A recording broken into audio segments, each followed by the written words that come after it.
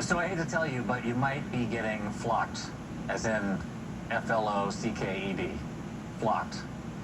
Across the country, there is a new kind of surveillance taking place. It is an estimated 100,000 cameras recording cars, where they go, what they look like, when they pass by. All of this is creating searchable records of everyday Americans' movements.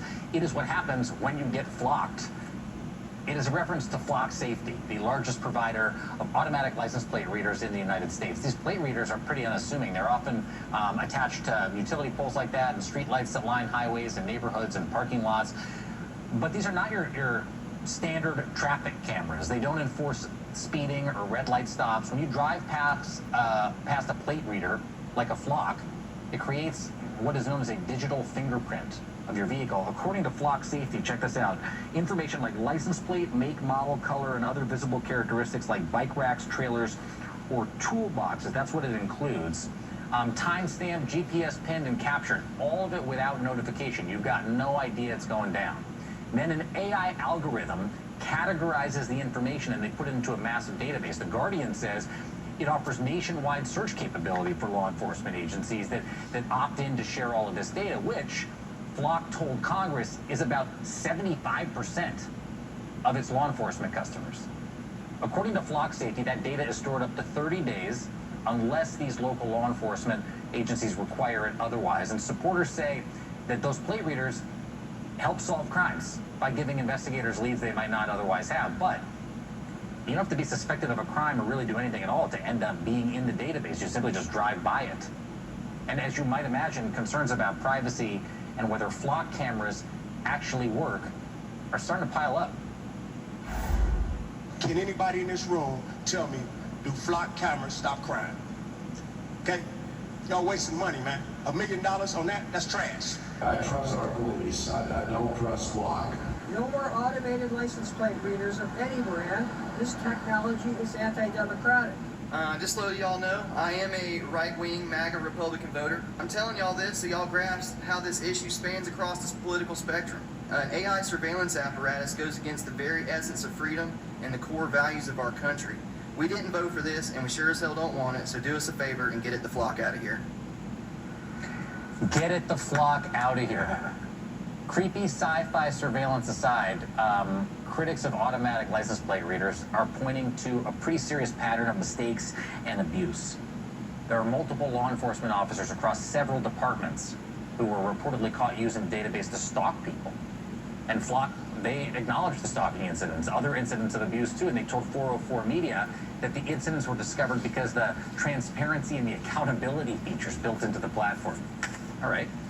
Or as Business Insider reports, errors in tagging vehicles that have, quote, led to innocent drivers being stopped at gunpoint, mauled by police dogs, or jailed. Whoa. The company also acknowledged tagging errors, saying we have the utmost sympathy for any victim of harm, and that they, quote, continuously improve their models through ongoing optimization and testing. But then, there's the whole other piece, immigration enforcement.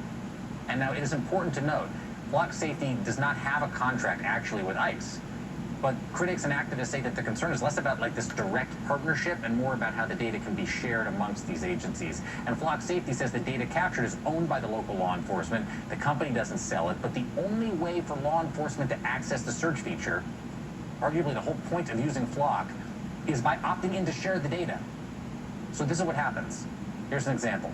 In Dayton, Ohio, a police audit found a network sharing feature that was inadvertently enabled, allowing data to be accessed more broadly than local officials had intended there. The investigation found that their Flock data was searched more than 7,000 times, citing the word immigration.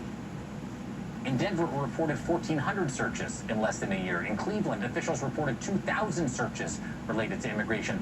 And, as was reported just yesterday, an officer in Columbus conducted 6 searches in a span of 10 minutes earlier this year. What was the reason listed? Let me check. ICE. According to Flock's website, ICE does not have direct access to Flock cameras or systems or data, and communities have control over that federal data access. But watch what Flock CEO Garrett Langley said in a podcast just last month. When the topic of immigration enforcement comes up, I'm like, guys, the company has no opinion on this.